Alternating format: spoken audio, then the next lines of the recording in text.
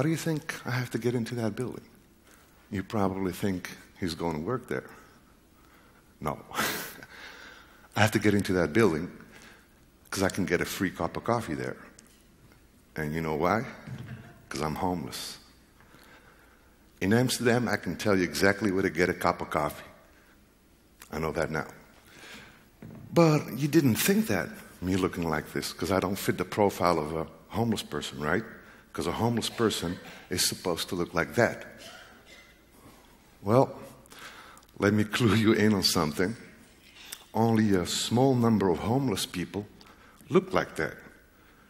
Most homeless people look very normal. You probably see them every day, maybe sitting next to you in the bus, or maybe passing you on the street, and you have no idea that they're homeless, but they are. Well, now I know that anybody can become homeless, even you.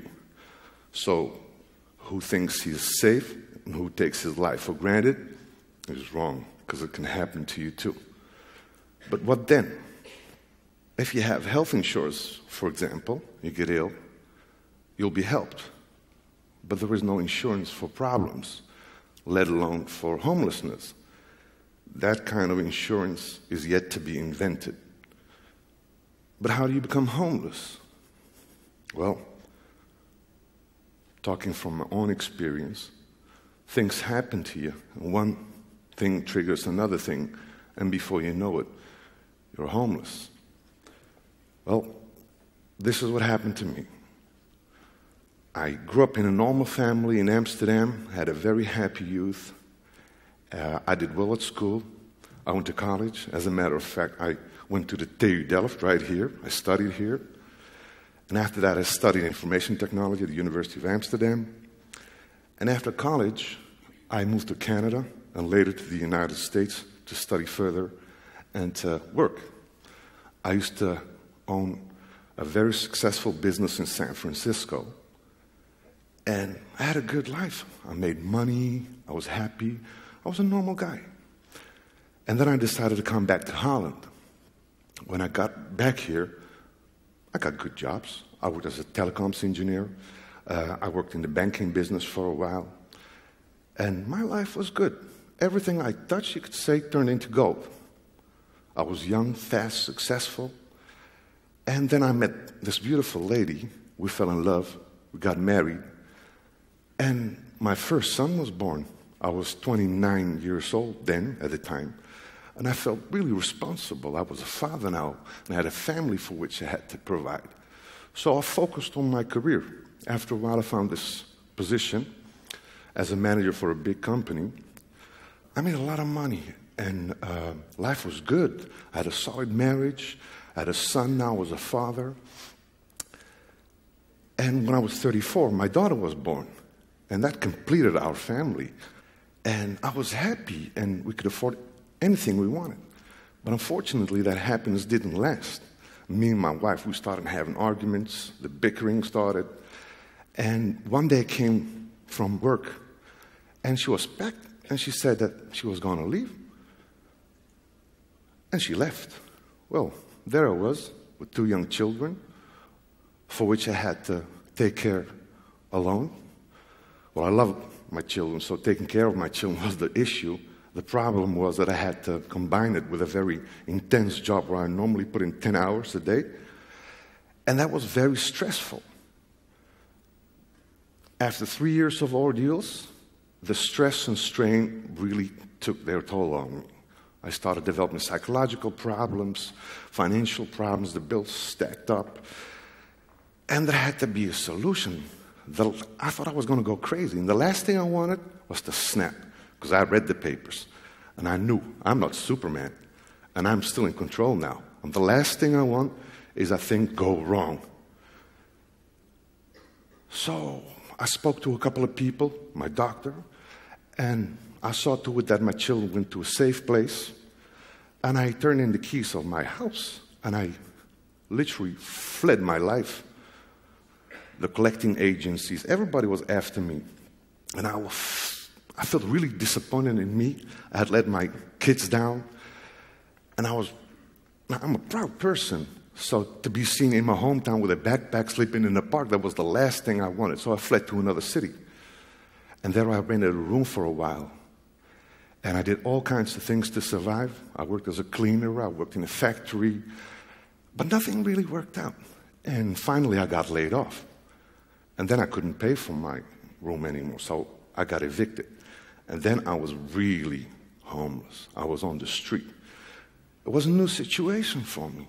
I didn't know what to do. So after a couple of days walking the streets, I looked for help. And they sent me to the shelter. And the shelter was horrible. I slept in a dorm with maybe 20 people. And people fought, and it stunk, and people used hard drugs, etc., etc. But it was still better than the street. It was very cold. And after a while, they told me that I had to go back to the city that I had fled, Amsterdam. So I swallowed my pride, jumped on my bicycle, and I rode back to Amsterdam. And there I went to another shelter. This shelter was, in comparison with the first shelter, better. It was cleaner, and instead of in a dorm, I came in a room with another person, but still it was like a prison. You couldn't say nothing. They told you to go left or go right, and you had to leave the building before 9 o'clock. You couldn't come back till 4 o'clock, and if you came later than 10 o'clock, you would have lost your bed. And there was a regime. And I felt that I was being hunted. I was on the run all the time, and I was so embarrassed. Every time I left the building, I looked left and right to see whether somebody I knew was there. And then I jumped on my bicycle and started cycling through Amsterdam, looking for things to do, like today. And yeah, I felt stupid and dumb and helpless, and I had no hope whatsoever of solving my problems. So I lived from day to day. And then by coincidence, I found out about this place in Amsterdam called Yes, which stands for je eigen stek in Dutch, which means your own place or stakeout. So I Googled it, I gave him a couple of phone calls, and after a while, I was accepted.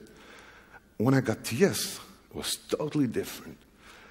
It was a community of 16 people, 16 tenants. You had to pay money for your room, but you were free. They gave me my own key, and they told me, this is a self-run organization set up by the homeless for the homeless. And we want you to find your peace and tranquility here, see to it that you get a panoramic view of your problems, make an action plan, and start executing that plan. And it's up to you. If you can do it on your own, good luck. And if you need help, maybe we can help you, the other tenants. So I went to my room and was like, hey, all the things that you need to solve your problems, you got now. You got a bed, you don't have to worry about a bed. That's guaranteed. You can eat, you can take a shower, there's a computer, there's a phone. And I was liberated.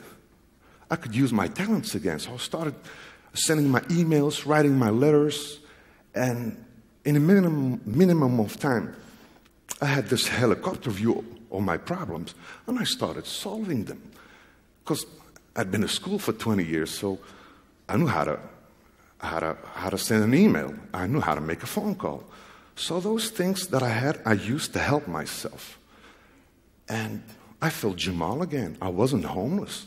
I could take a shower, iron my shirt, and go to the cafe across the street with my sunglasses and my perfume and order a cup of coffee. And the cup of coffee would be €2.60. And I'd go, here's €3. It's okay. I lived again. And I was good. I was back again. And I was, hey, man, you're Jamal. You know, you can do a lot of things. And previously, I was a low-life form, capable of nothing. I wasn't even capable of making a phone call. And now I was in control again. I had the control of my life again, and that opportunity was given to me by je eigen stek. And I'm very thankful for that they gave me this opportunity. And according to me, if you want to tackle this problem, which can happen to anybody,